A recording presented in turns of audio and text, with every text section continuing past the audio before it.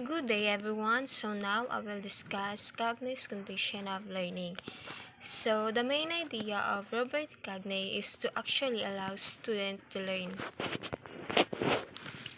To sum up the idea of Robert Gagne, there are 5 categories of learning. These are verbal information, intellectual skills, cognitive strategies, attitudes, and motor skills.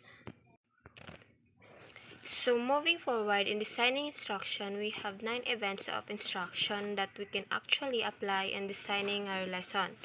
We have gaining attention, informing learners of the objectives, stimulating recall of prior learning, presenting the stimulus, providing learner guidance, listing performance, giving feedback, assessing performance, and last, enhancing retention and transfer.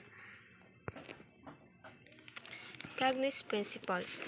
Different instruction is required for different learning outcomes. So, syempre, hindi naman lahat ng lesson natin pare-pareho yan ng instruction. So, it depends on what needs to be acquired and what needs to be yung gusto nating maging product sa mga bata. Second, event of learning operate on the learner in ways that constitute the condition of learning. Third, the specific operation that constitute instructional events are different for each different type of learning outcome. So, depende dun sa lesson, depende sa outcome na gusto natin makuha.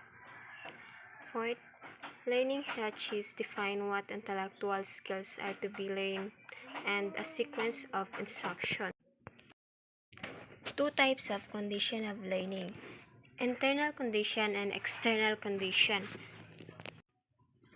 Internal condition, capabilities that already exist in a learner before any new learner begins. So, when you say internal, it's within the learner. It's already existed within you. And second, external condition. So, external condition includes different stimulus that exist outside the learner. So, when you say external, it's your environmental factors. Lahat ng hindi existing sa inyo within. 5 categories of learning outcomes. First, verbal information. Being able to state ideas knowing that. So, you learn facts and information. This refers to the organized bodies of knowledge that we acquire.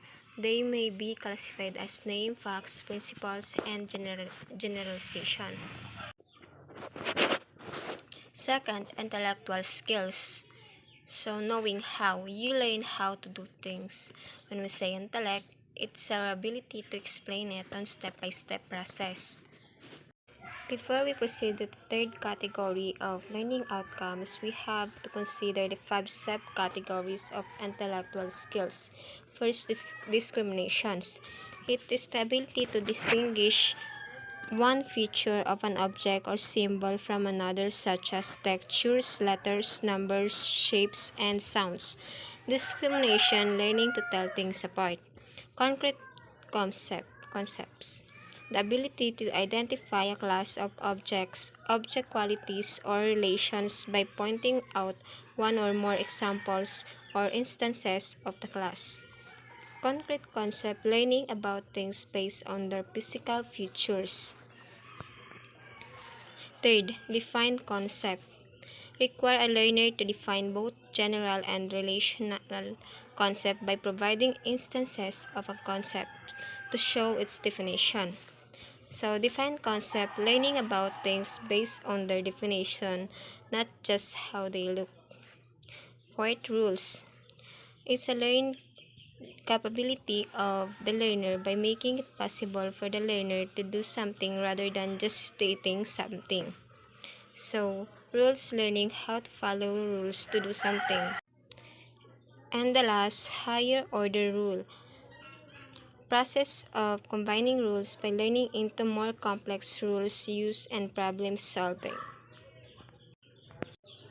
And now we proceed to the third category of learning outcomes: cognitive strategies.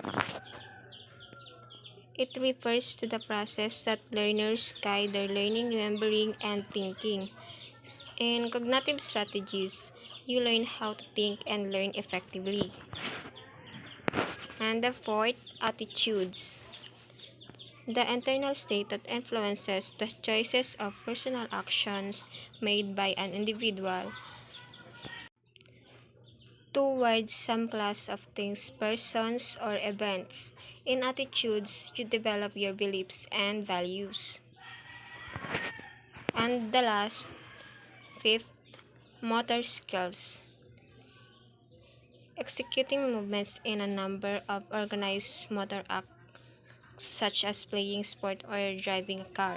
So, when we say motor, umaandar kung sa tao, kumikilos o gumagalaw. This involves performing physical actions. Motor skills are the precise, smooth, and accurately timed execution of movements involving the use of muscles. They are a distinct type of learning outcomes and necessary to the understanding of the range of possible human performances. To sum up the category of learning and to align it to the condition of learning, verbal information is effectively learned through the condition of reception. Second, intellectual skills are best acquired through the condition of practice. Third, cognitive strategies are enhanced through condition of guidance. Fourth, attitude are shaped by the condition of eliciting performance. And last, motor skills development is facilitated by the condition of production. 9 events of instruction. So this will apply to your lesson plan.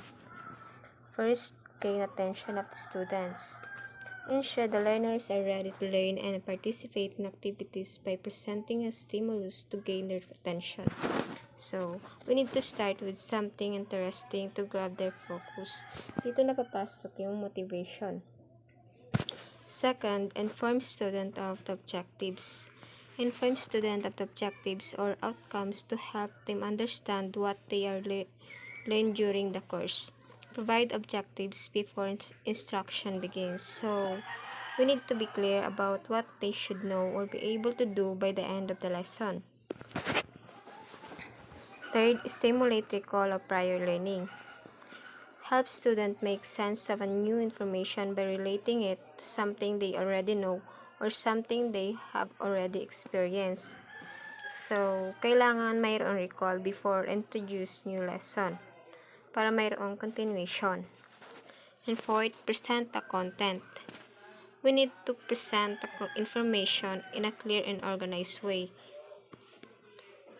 Fifth, provide learning guidance. So, we need to give them and use examples or real-life situation or real-world connection to make it easier to understand.